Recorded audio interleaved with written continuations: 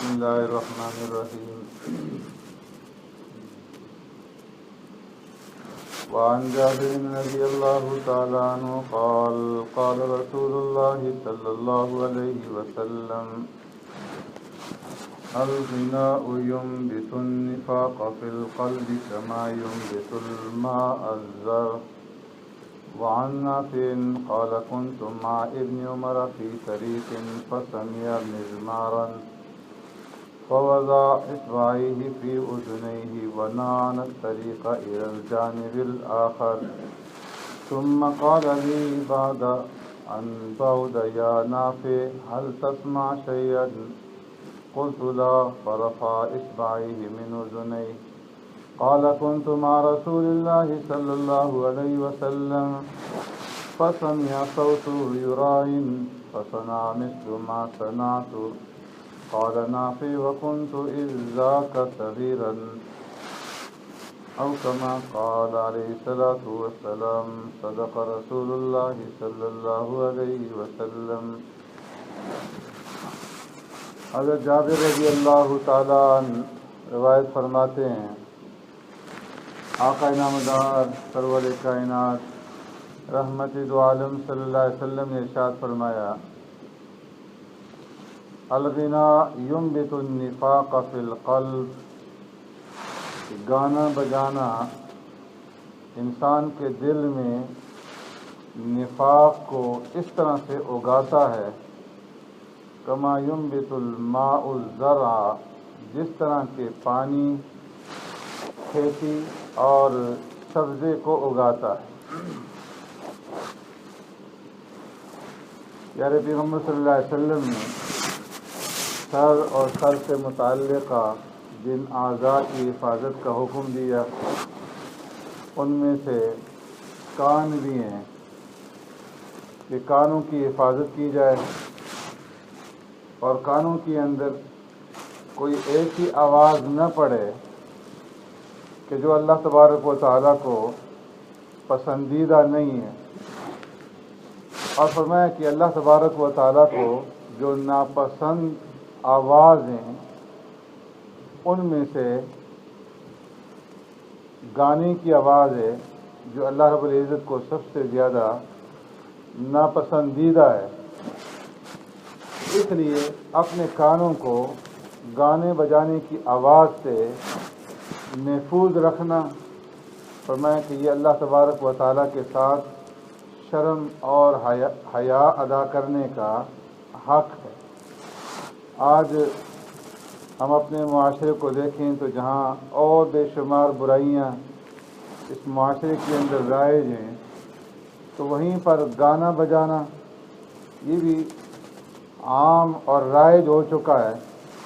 اور کوئی گھر، کوئی دفتر، کوئی جگہ اس سے خالی نہیں ہے۔ جہاں بھی چلے جائیں، کسی ہوٹل میں چلے جائیں، ایئرپورٹ چلے جائیں، ہوائی جہاز میں چلے جائیں، ہر جگہ پہ جو ہے آپ کو گانا بجانا جو ہے یہ ملے گا۔ اور پھر سونے پہ سہاگا انٹرنیٹ اور موبائل نے جو رئیسی کسر تھی وہ بھی پوری کر دی ہے۔ راستے پہ نوجوان جا رہے ہوں گے، بچے بچیاں کانوں میں ٹوٹیاں ڈالی ہوئی ہیں اور ناچتے ہوئے جا رہے ہیں۔ اس لیے فرمایا کہ اللہ تبارک و تعالیٰ نے اس کو ناپسند فرمایا ہے، اور فرمایا کہ جو لوگ ایسی چیزوں کو خریدتے ہیں کہ جو لہو الحدیث ہیں،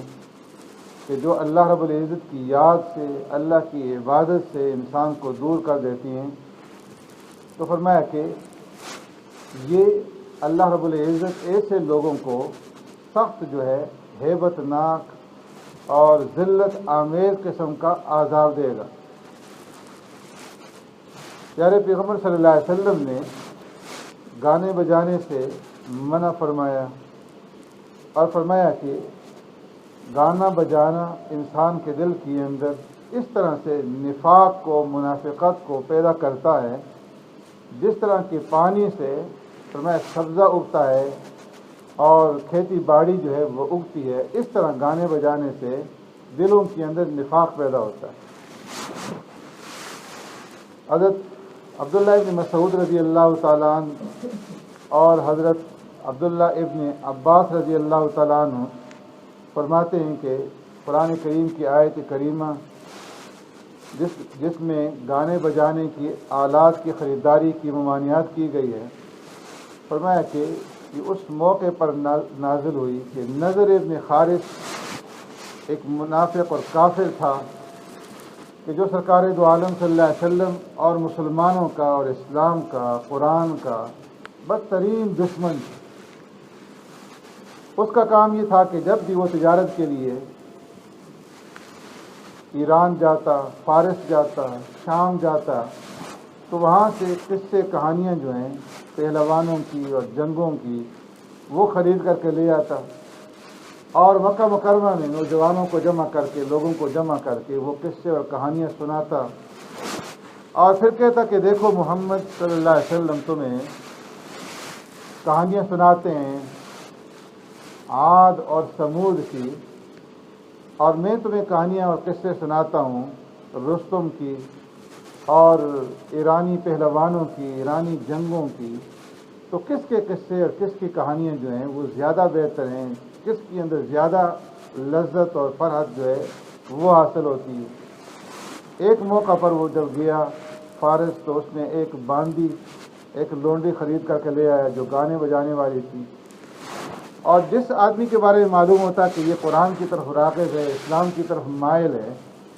تو اس کو اپنے گھر پہ بلاتا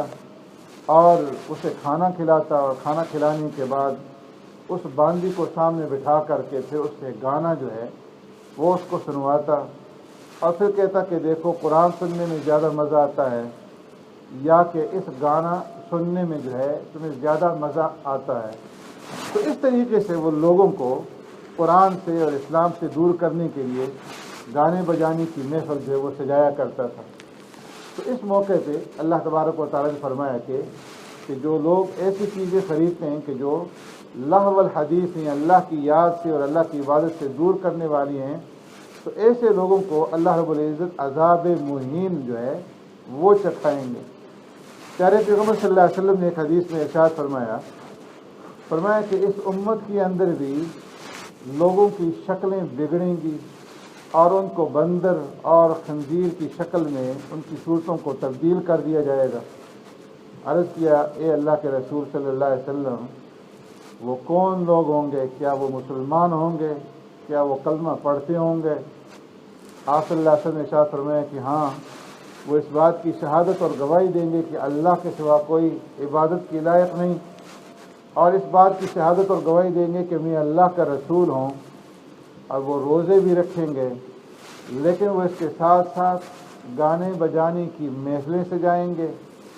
اور فرمایا کہ ایک رات جب وہ اسی طرح لہو و لعب کی محفل میں مشغول ہوں گے، جب صبح ہوگی تو ان کی شکل و صورت بندروں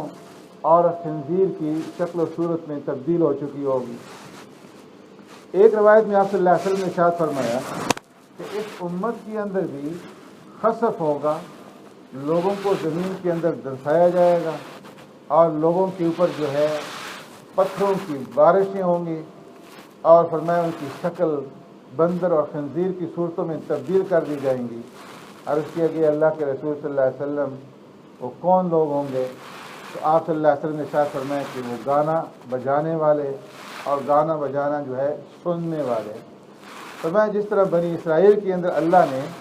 شکل اور صورت کو مسخ کرنے کا عذاب ان کے اوپر نازل کیا، کہ جب اللہ نے انہیں روکا تھا کہ ہفتے کے دن تم نے شکار نہیں کرنا، اور وہ اس سے باز نہیں آئے، تو اللہ نے ان کی شکل و صورت کو بندروں اور خنزیر کی شکل و صورت میں تبدیل کر دیا۔ تو فرمایا اس امت کے اندر جن لوگوں کے اوپر یہ عذاب آئے گا وہ گانا بجانے والے ہوں گے، اور گانا بجانا جو ہے سننے والے ہوں گے۔ ایک روایت میں آتا ہے کہ سرکار دو عالم صلی اللہ علیہ وسلم حضرت ابو ہریرہ رضی اللہ تعالیٰ عنہ فرماتے ہیں کہ ہم سفر پہ جا رہے تھے، تو راستے میں کسی کے گانے کی آواز آئی، ایک آدمی شعر و شاعری گا رہا تھا اور دوسرا اس کا جواب دے رہا تھا۔ آپ صلی اللہ علیہ وسلم نے پوچھا کہ دیکھو یہ کون لوگ ہیں؟ دیکھا گیا تو سرکار دو عالم صلی اللہ علیہ وسلم کو بتایا گیا کہ یا رسول اللہ فلاں فلاں آدمی ہیں۔ آپ صلی اللہ علیہ وسلم نے ان کے لیے دعا کی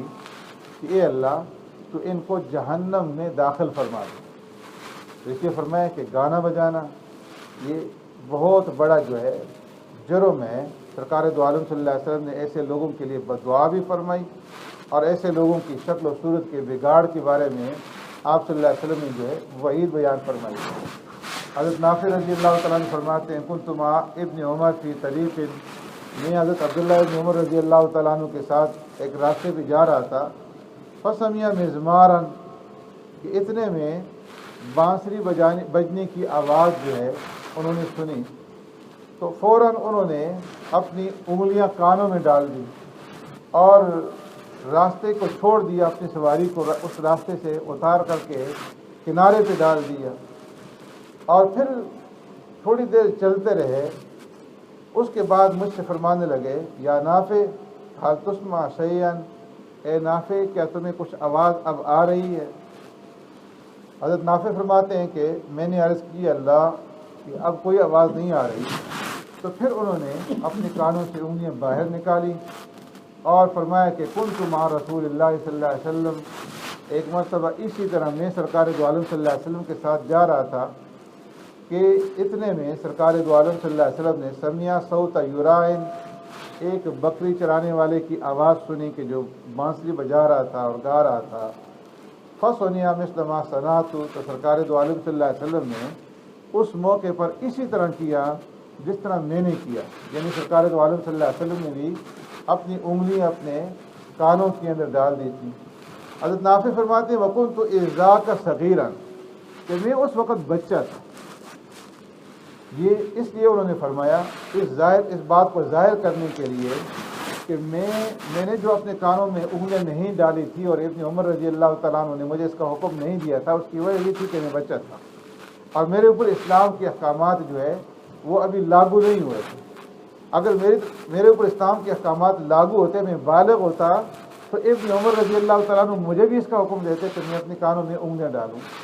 تو اس لیے فرمایا کہ گانے بجانے کی محافل سے اور مجالس سے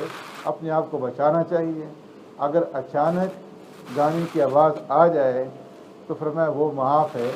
لیکن گانے کی طرف جو ہے کان نہیں رکھنا چاہیے۔ ایک روایت میں سرکار دو عالم صلی اللہ علیہ وسلم نے ارشاد فرمایا کہ جو آدمی کسی گانے والے کے سامنے بیٹھ کر کے اس سے گانا سنے، قیامت کے دن اس کے کانوں کے اندر جو ہے سیسا پگھلا کر کے وہ ڈالا جائے گا۔ تو ٹی وی کے سامنے بیٹھنا یا ایسی چیزوں کے سامنے بیٹھنا اور بیٹھ کر کے گانے والوں کو دیکھنا اور ان کی آواز کو سننا، فرمایا کہ وہ اس وعید کے اندر آتا ہے۔ تو اس لیے جو گھروں کے اندر گانے بجانے کے اوزار ہیں، ٹی وی ہے، وی سی آر ہیں، باقی چیزیں ہیں، اس سے اپنے گھروں کو پاک کرنے کا اہتمام کریں اور اس گانے بجانے سے اپنے کانوں کو محفوظ رکھیں۔ اللہ رب العزت ہمیں عمل کرنے کی توفیق عطا فرمائے۔ اللهم ربنا آتنا في الدنيا حسنة وفي الآخرة حسنة وقنا عذاب النار